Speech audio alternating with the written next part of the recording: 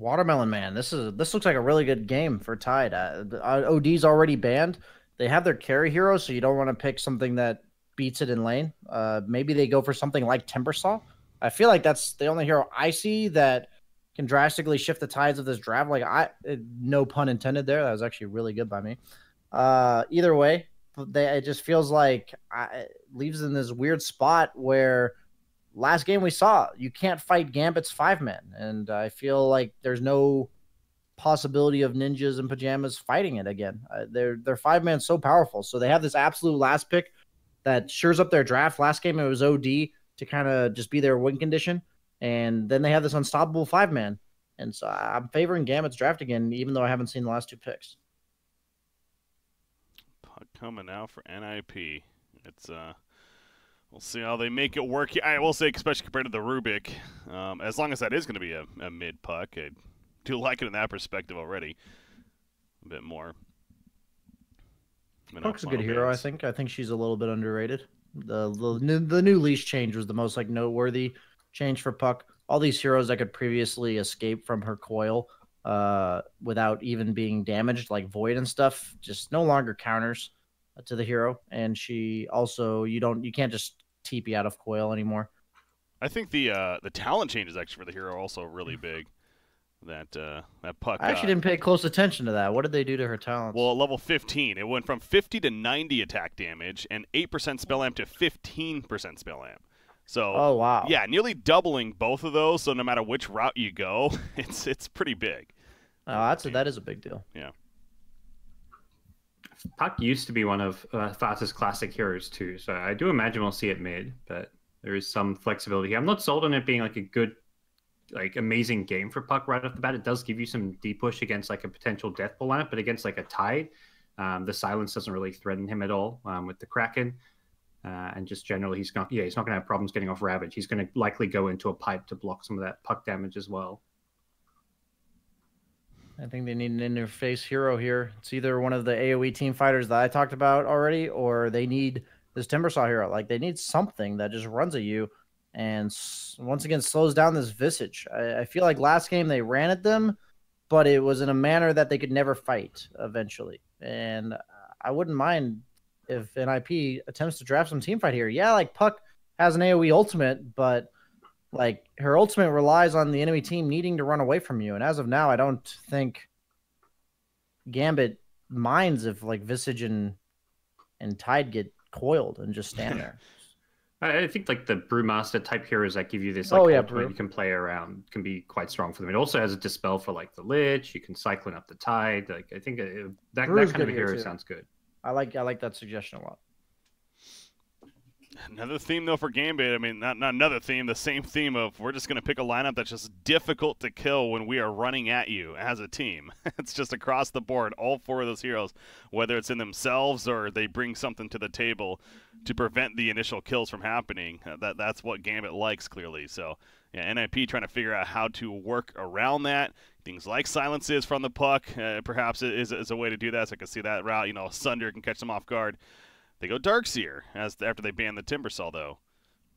I don't mind it. It fits the idea of team fight, gives them the vacuum coil combo, and overall a hero that just builds aura items to help you team fight. But once again, I think that Gambit has the upper hand here, depending on what they last pick. I think something like DK looks really good against the Puck. Just some hero that wins lane against Puck.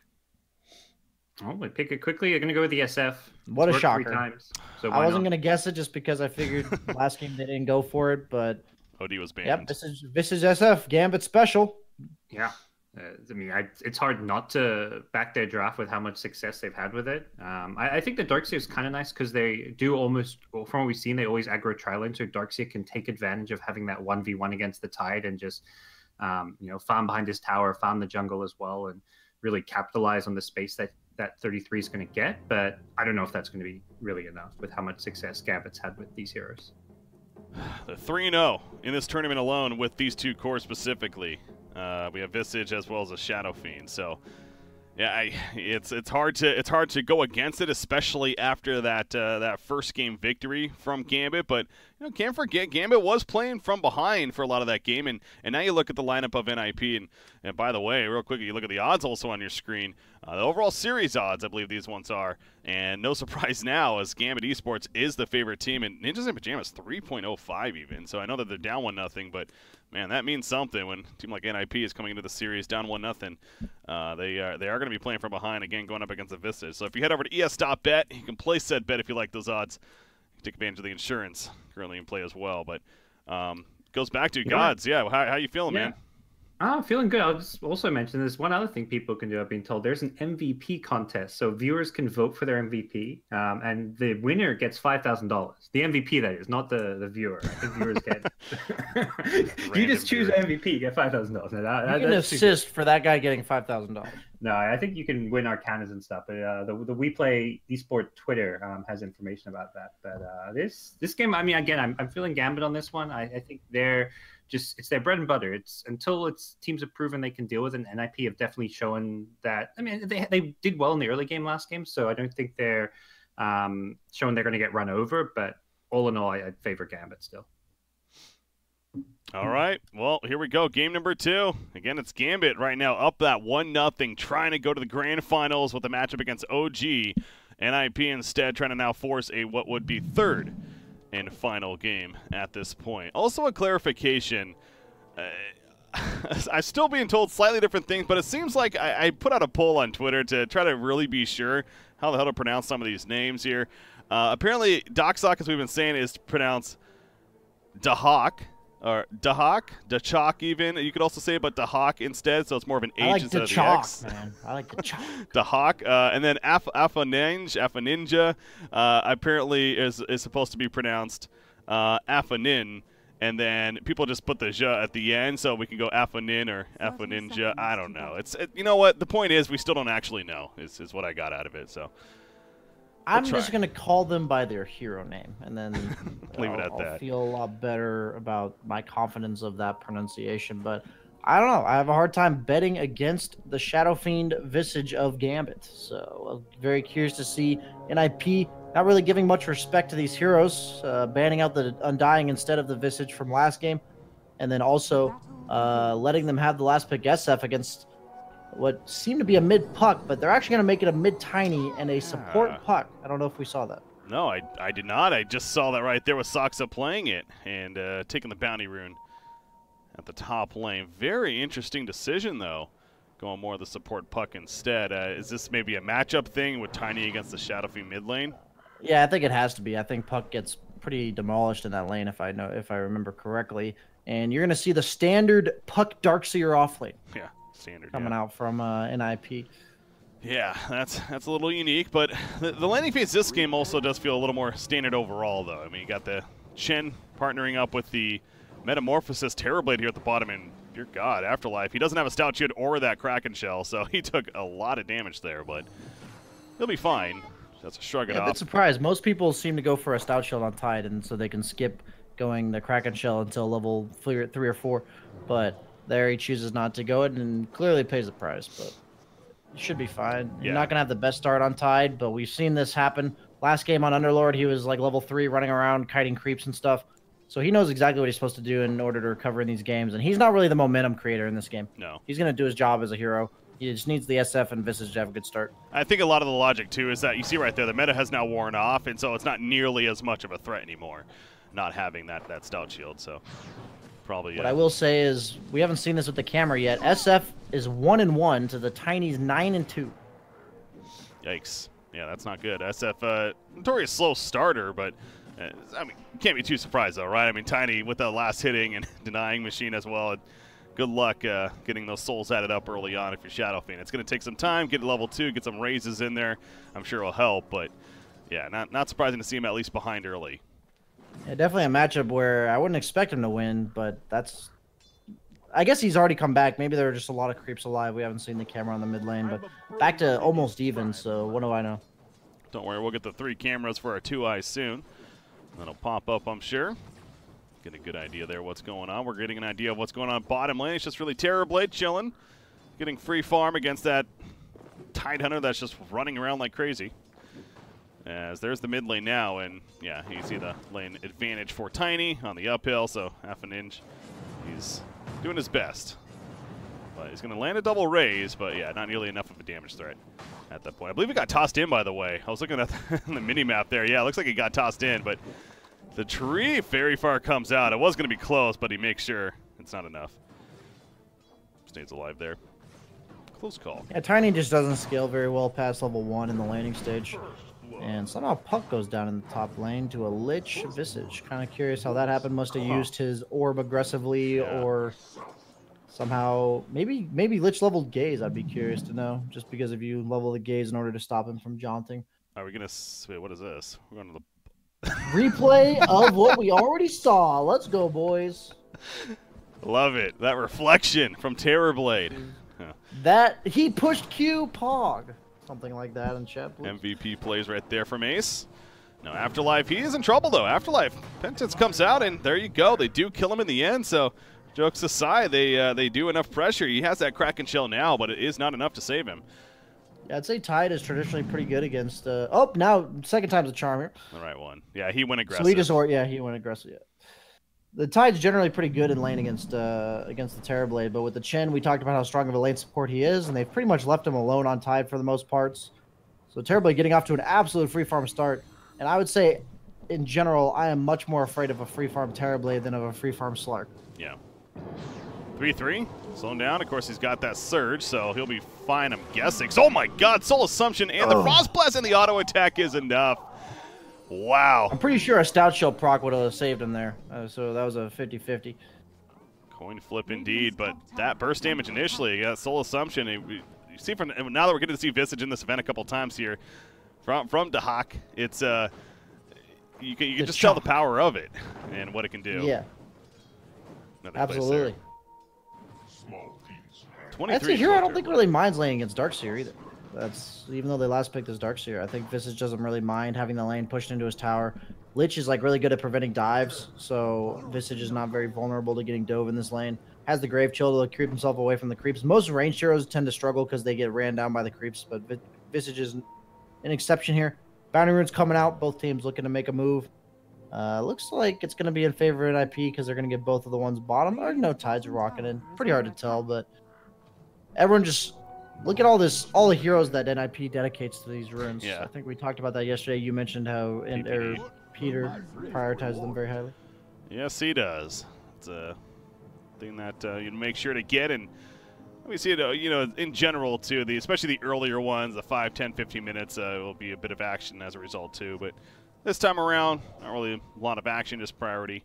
I believe it was that 2-for-2 split, if I'm not mistaken. So Tiny, he gets a wand delivered in the meantime, but you see Shadow Fiend. In fact, yeah, welcome to Shadow Fiend. Let's go. He's got a couple levels now, and he's recovered. He's slightly even winning in the CS turn now. Top lane, bit of a chase is on. Frost Shield up, 3-3, having to try to run. He's got that Surge again, but with the Surge nerf recently, as well as the slows being pretty potent, he is having trouble getting away. Got a snowball in. Soxa's going for the turn kill. Not going to be enough damage. And 3-3, the Iron Shell's ticking, but it's just a matter of time before he goes down. It feels like one more auto attack needed. The silence on the Dahak is not going to matter, although the toss combo on Immersion also apparently not going to matter. Visage is still alive, running into Puck. The tree comes out, the Hail Mary, and he ends up taking out Tusk as well. Great rotation. Actually, PPD was also even in there. So 4 heroes even coming together for NIP to help deal with this top lane. I think overall that's good for Gambit though. That's SF's like absolutely free farming the mid lane during that. Like Visage, yeah, he dies, not ideal, but he's already level 5, 6 minutes in. Just keep our eyes on this Terrorblade. He's gonna be a very important factor in this game. I'd say 6 slotted is the most powerful hero in the game, but at the same time, we've been seeing how deceptively tanky these lineups can be on the side of Gambit. The Visage, the SF, who's gonna go Greaves. Probably Greaves Manta, I assume. That's what he always goes from what I've seen thus far. It seems pretty good this game again for the reflection, as well as the Puck silence. But Soxa just walking uphill. Yep, that's a double raise. Face check. So might as well, I guess. The snowball's not going to be far enough, though. Yeah, the Frost Shield just slowing enough, and out comes the Shard block. And he's going to land the final raise, so well played there. Shadow Fiend, enough damage for the kill, and going to finish his own one on his way to those arcane boots. And yeah, no doubt we're going to see the Guardian Greaves at the very least coming out. That's what's really helped make this lineup work so well. in that early Yeah, game. one of the big deathball. changes of 7.20 is those hills near the shrines. Used to be that your own jungle was much more dangerous, but now with that hill, like you saw the effect it had there, Puck like walks up blind, gets double raised before even realizing he's at threat. Big deal for heroes, I think, that flash farm the jungle. A lot of them have become much more potent because of those hills that were added on both the Radiant and Dire sides. Yeah. See Chen, and what impact he's trying to have early on is kind of hiding here at the top lane. He is going the same build, 1 Penance, 1 into Holy Persuasion, and then leveling up that Divine Favor right now. So, again, I personally figure it's going to be more helpful in this game, specifically on that Terrorblade. The damage and even the health regen it applies to him, but we'll see throughout the game if that impact is felt or not. So it was minimal last game, it seemed like, but right now Terrorblade going back to him. He's having top farm. As Tidehunter working on the Vlads, though. That's one of those first items that you'd, of course, expect on Gambit, the Helm of the Dominator on Visage, and those Guardian Greaves on Shadowfiend. Once those three come together, that's when you know Gambit's going to be feeling pretty good about making some plays. Yeah, Tidehunter naturally scales really well against Terrorblade in the lane, so despite having a rough start, already level 6 at 8 minutes in, they can leave him alone as well. Very nice for him. SF actually looks like he's rotating bottom while this rotation for mid-IP is top. So both mid laners rotating to the opponent's safe lane, looking to take a tower. Lich, one of the best stalling supports in the entire game because of that frost armor, is going to manage to TP out as well. But looks like we're just going to get a trade here. Yeah, Frost Shield's so annoying. Just one of the other aspects. For a while there, I actually wasn't even aware it could work on towers. First when 7.20 happened, you figure it's like with the changing of it, it's like, okay, well, it's heroes and running at them, more aggressive tool now, but nope, still works on towers. So that damage mitigation, we'll see it constantly applied coming out from Lich right there to help prevent push as much as possible. I have to believe that skill is going to get nerfed in some capacity, whether it's like half effectiveness on towers or something. But oh yeah, the 60% block for people who don't like math, it makes it so you take 40% damage, which means you have 2.5 times as much health on these towers, like when they're tanking that ability. So pretty nuts. But F&G going to get caught top with the toss back. He's got Frost Shield though. He's fine. Yeah, he should go down. No, he's fine. Nope, he's fine. He's good. Frost Shield's good. It's almost like we're just talking everyone about around it. you. Yeah. Makes you take way less damage. Pretty cool ability. Pretty nifty. They actually didn't get the trade on the side of Gambit though, so the tower did not go down bottom, but Tide will just continuously stay here. I like the way they delegate similar roles every game. As an offlaner, his job every game that I've seen Gambit play is pretty much to just occupy the lane and continuously cause reactions and play independent. Immersion doing a good job of cutting off Chen right there from going uphill. However, the pursuit is not enough, and good job by Fata rotating over himself to prevent any kill from happening. You see at the bottom lane, Afterlife, he's finished the Vlads now, so yeah, hey, he had that little bit of a rough start, but he's managing just fine. He's not leveling the Gush, by the way. We are going to see the 2 in Kraken Shell. We'll see some Tidehunters occasionally go more that aggressive build. Maybe that's with a lane partner, perhaps. So the fact he was solo, this is more that defensive, I'm going to stay alive and be hard to kill build. Maxing out Anchor Smash. Yep, time to walk down lanes with the Vlads. That's what he's doing, and somebody at an IP is going to constantly react to him while he's free farming. So in this case, it's the Puck. Generally, it's good you can send to support because they just want levels. It is 80 damage at level. Yeah, it goes 10, 20, 40, 80. It is quite the scaling. Oh, it doubles every level. That's interesting. Yeah. They showed it right there. They're probably going over that as well. But top lane, Hawk, he's of course level 9, so the familiar is well online at this point. He did this last game too. He likes this Purge creep, the Purge Satyr. And he has it's good for the Iron Shell. I think yeah. specifically this game. Like last game, I had to think about it for the heroes they had, but this game in particular, the Iron Shell being purgeable is very useful. Saxa, he's going to soak up some farm in the mid lane, but with Shadowfiend showing up, having to be a bit more scared. And you see Puck, again, he's playing technically more of that support role. As, wall went down at the top lane. So apparently NIP was trying to defend up there, maybe go for a vacuum wall combo of sorts, but in the end, Gambit just seems to be walking away. In fact, Fata, is he overextending now? Grave Chill, Ice Shard block, not really. And he is fine as he squeaks on through. So bit of clashing, but not really resulting in too much. It's similar pace to last game, though. It kind of feels that way, where it's somewhat of a slower, not the most action-packed hero kill-wise, just a lot more objective-focused instead. Yeah, I feel like Visage is just a wall, man. Build the wall. You can't walk through him. Like, all these heroes on Gambit, man, they're just barriers. Divine Favor helping PPD for the time being. Chain Frost coming out though, as well as the Ravage. That's a team fight if I've ever seen one. Out comes the Requiem on top of everything else. Ace, he's in trouble. Has a Sunder though. He can't get it off the Sinister Gaze at the last second. He gets the Center off, but it's really not going to be the most life. He's dropped back to half-life just like that. As these raises, no, it will keep Terrorblade alive. Affinage trying to finish the job, but he cannot get close enough. Maybe kill Puck. Running after him with the raise, going to force a phase shift to Juke. Ooh, close call. Just too far. So they'll take the tower kill though. I mean, they didn't get the big Terrorblade kill, but they get the tower, and Gambit got to be pleased overall. I mean, Gambit, just the strategy of just don't die, man. Just walk down lanes and don't die. Like, NIP's trying to force their way off of their own side of the map. They're trying to bully the Visage out of top, unsuccessfully doing so. Gambit's now walking down mid and not in the way you see in pubs, and they're just, you know, taking the tower. Like, you're just like, yeah, let's fight them, and then you just can't kill anybody.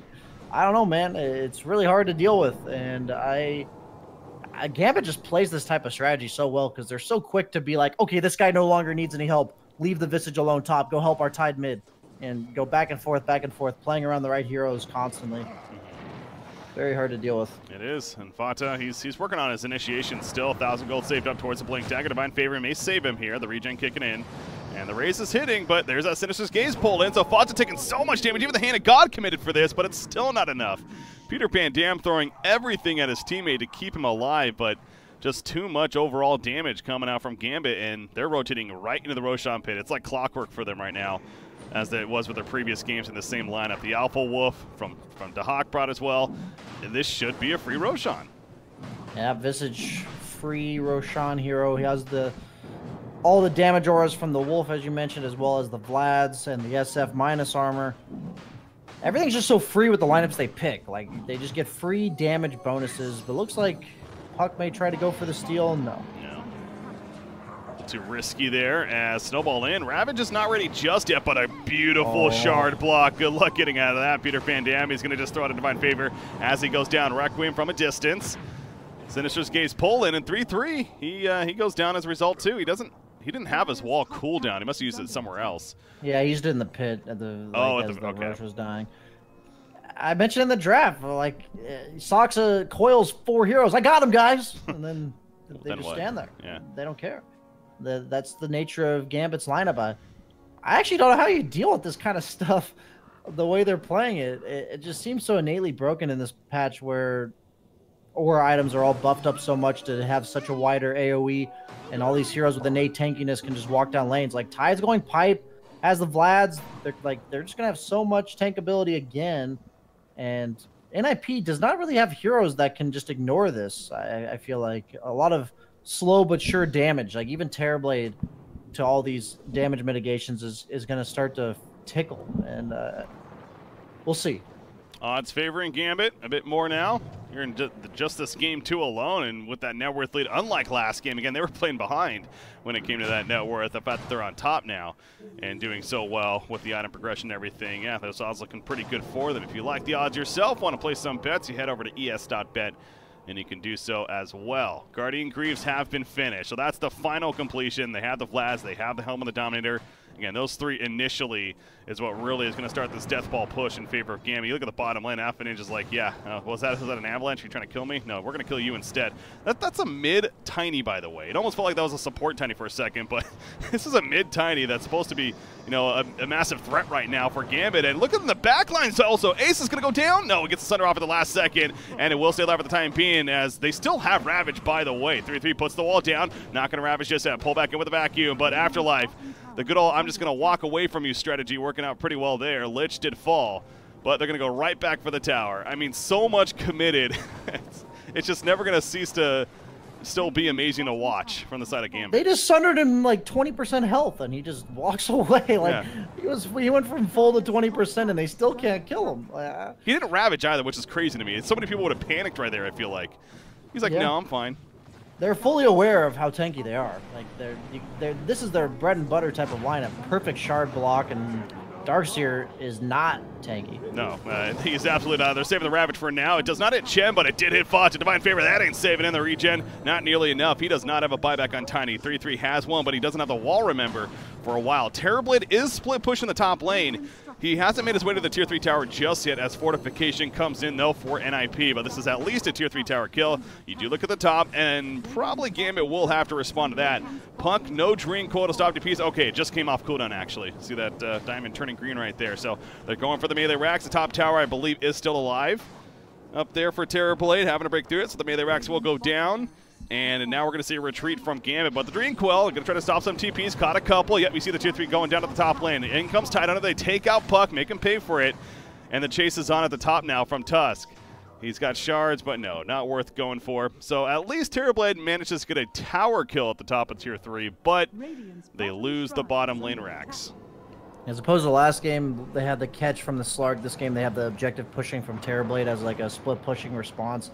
I think this is probably a better way overall for NIP to deal with Gambit's 5-man, but lost the lane of racks at 18 minutes, and these Visage lineups, they don't fall off, man. That's the scary part about this for me is these lineups are so mid-game heavy, but it's not like a Huskar that eventually stops being impactful. And they are going to get this kill most likely on the Tusk, maybe? Oh my god. What have we said many times this game? They're hard to kill. Vata, he learned his lesson yet again. He gets turned on, in fact. That just has to be so demoralizing, really. Like the fact that you can't even kill the Tusk, who it felt like should have been a free kill. He always builds this way on Tusk, too. He just goes like double brace or urn and Spirit Vessel or just any other item that gives him a bit of health. He did it last game. He even built Treads last game. He just wants to tank up, make it so he survives as long as possible, gets the snowball off. Pipe done on the Tide. So much money that the Courier is going to have his full pipe and a medallion. Nice. They're just also farmed and tanky and etc. Level 15 Shadow Fiend as well. We talk about that, especially in this lineup, how important that is. How his aura now affects buildings as well. So that much more push coming out from said ability. The Aegis is going to be reclaimed, but let's be honest, I don't think they're really even worried about that. More of a funny game Dota is a talent that used to be considered absolutely useless. You change the way tower armor works, suddenly it's a very scary talent. Yeah. Terrorblade going to be recalled in, expecting maybe a fight to happen, or I suppose no, he's just helping him split push top. Okay. Yeah. So making use of the recall there, and as you pointed out, yes, that's what Terrorblade does bring compared to something like a Slark, is this massive split push. He is working on a BKB next, so it's not an item that'll necessarily help for the more of the split push. It is something, though, that'll allow him to join in these fights and maybe make a difference. It's just, you absolutely need a BKB. You're playing against Tide, but they have Crimson, Greaves, Vlads. Like, how is he supposed to deal enough damage? They have Lich Armor on top of that? I don't know. Like, you absolutely need a BKB. In no way am I flaming the item purchase. It just does not... It's a, I need this, not a, I'm unkillable, let's win game BKB. Yeah. It's a, I need to stay alive. Some games where, yeah, exactly. Just some games you're super like, oh, I'm the most powerful hero in the game because I bought this BKB. Other games you're like, well, shit, I guess I have to build a BKB. And the impending threat, no Aegis, but who cares? They have all these aura items. Will they choose to force high ground? That's the question. Everything online, piped up the creep wave to survive the Puck. Medallion to keep the tank of the creep even longer. That tower, dear God, it's again with the aura, it just melts away. Terrorblade split pushing top lane, but Vacuum Wall, there's a great combo to start things off on top of the Dream Coil. So they got the God tier initiation, but Soxa, he almost dies back here. Shadow Fiend's gonna try to run him down. I mean, look at the life pool of Gambit. Despite that big combo right there, they're all basically back to full life, and no one dies on either side even. So it's like, well, they blew their load initially. Now we see the initiation on a Terrorblade. He possibly KB, though, manning up against the Tusk at the backlines, though. The Ravage coming out. Almost killed Soxa once again, but he managed to stay alive. And this time, Afterlife is going to fall. He went too deep for that. So overextension from Gambit. And Nip is making them pay for the time being. They're running them out. Are they going to run too far, though? 3-3, another vacuum in. NIP, did they go too far? Again, overcommit. The Red Queen coming out of the Sinister's gaze. Ace going to get the thunder after this time. He cannot. He's out for 50 seconds. He just bought that BKB.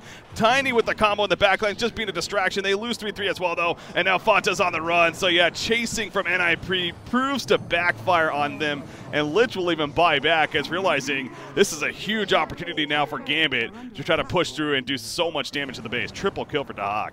What are these odds? Who's making these odds? Feels a lot better for Gambit right now, yeah. Oh yeah, I mean, if I'm actually getting these odds, what the heck? 8 up by 8K with a Rax in 22 minutes. Yeah, Visage. What a hero. What a hero indeed. I mean, Titan dying is like, it's okay, but he went so deep for that. He occupied 3 heroes at the point. Again, initially it was okay for NIP, but their choice to chase, it's one of those cases where, man, you win a fight like that, you be happy with it. They chose to go further. Ace just TPs into the middle of them. He pops his BKB. He doesn't have meta form to hockey stick. It's a good damage, though. It looks like they might be able to bring him down. Never mind. Crimson Guard helping, if anything, and now Ace having to turn yet again. He still has a Sunner. He's going to Sunner. It looks like Afterlife, but he just melts right after, and that could be the beginning of the end for Gambit. Are they going to the finals here? It looks like it. GG's call by Peter. Gambit 2-0 over NIP. They're going to get matched up against OG. How do you stop this death ball strategy? I will not be casting it, but I will be super excited to watch this best of 5 because yesterday we watched OG, and I feel like their signature play style is hyper aggression, like in all 3 lanes, on the back of Thompson mostly, and I feel like Gambit picks these kind of greedy-ish lineups in regards to the early game. You know, their heroes like Visage are weaker in the laning stage, and but hit this ridiculous timing.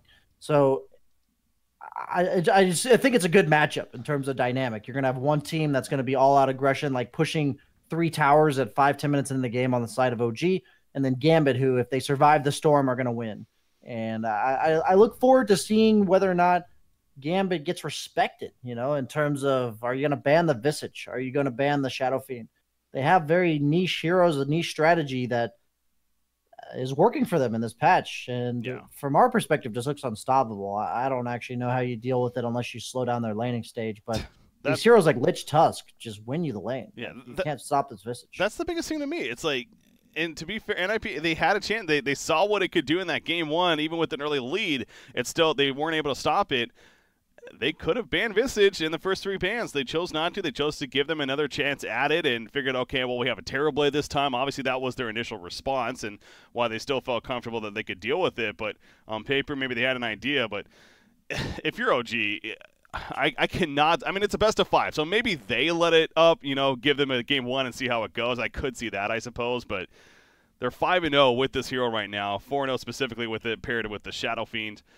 That's just another thing, too, where you let them get that combo on top of everything else. Clearly very comfortable, and it'll be interesting to see what OG has as far as answers go. Because no doubt I'm sure they're at least watching this series and knowing what they're up for as far as going along here. But here we go. We got our grand finals, $100,000 prize pool tournament on the line. The finals specifically, $50,000 going to the first place team, and then $20K for the runner-up. So, I mean, that's a good gap right there of $30K. That's a good chunk of change. Good chunk of change on the line, and this is an online tournament. When you really keep that in mind, too.